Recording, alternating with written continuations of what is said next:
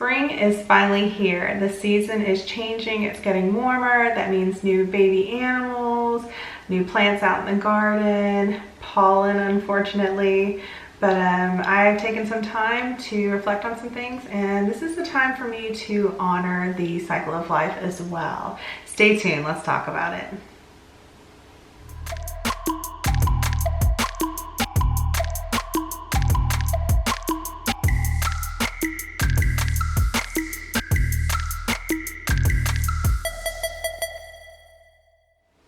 Hi everybody, welcome back to another video by Pan Society. I'm Cherie, and today I want to talk about honoring the cycle of life and the seasonal changes and everything that comes with this in our universe and nature. So, trigger warning. I am going to talk about animals and death in animals, so if that bothers you, maybe this isn't the video for you, or you can just skip ahead. Your choice, and I honor whatever your choice is. So I'm going to give you a few minutes to turn off if you're going to. All right, so those of you that are sticking around for this conversation, I went through a range of emotions. Everybody did here at the house, as we always do when things like this happen. But you know, it's spring now, we get new chicks, we're planting out in the garden, lots of things are happening, especially now because we're all social distancing, so we have more time at home, and so there's lots more that we are able to do right now. Well, along with this, we live abutted against forests and woods, and this comes with all kinds of wildlife, and we knew this when we bought the property. And our goal is to actually work with it. It's what we've done for the last 5 years, and we continue on doing so. So with that comes a myriad of wildlife. We have loads of birds, we have all of the scavengers, we have raccoons, opossums, foxes, coyotes, bears, every once in a while, hawks, everything. Like there's deer, there's everything here. So we have to work with that as we're working in our gardens and along with our animals. We do allow our chickens to free range, which means we just let them out and let them forage all day long because it's the healthiest thing and the more humane thing we can do for them. So with that, we understand that every now and then something comes along and takes one or two.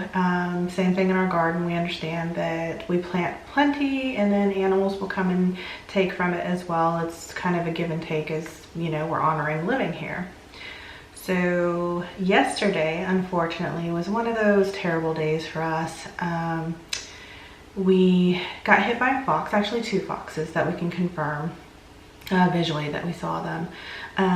They took 3 of our chickens, and that's devastating. Like I saw one of it it was as it was happening, and I was in the house, I saw it through the window.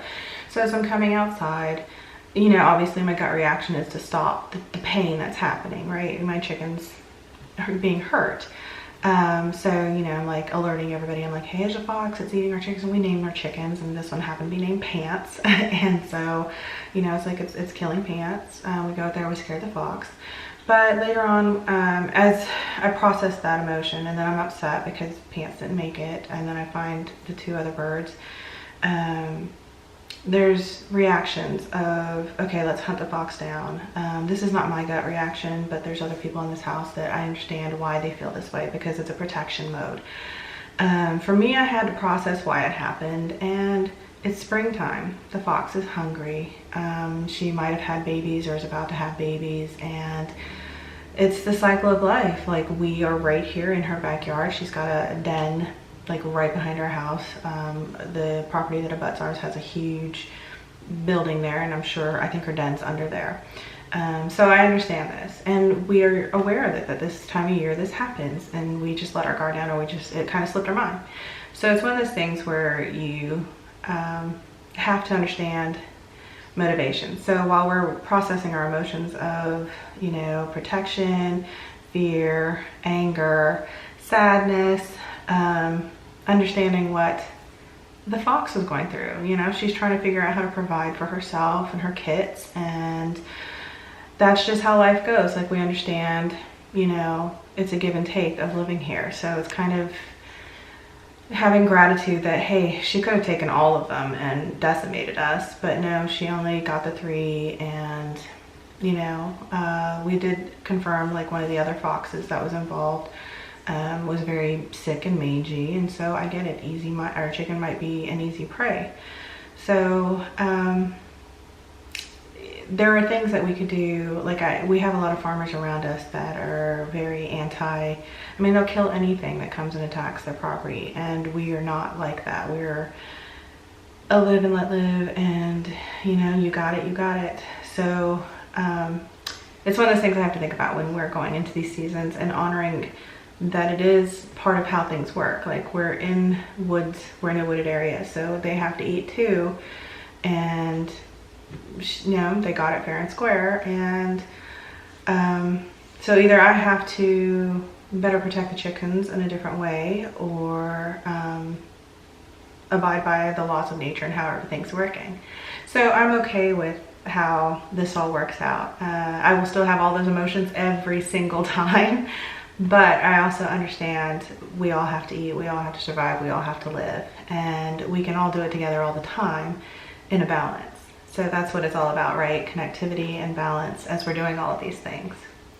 So with that sad story today, and I hope a lovely lesson of life here, thank you so much for sharing your time with me today and sticking with me. Don't forget to comment, share, like, and subscribe, and I'll see you next time in another pan video.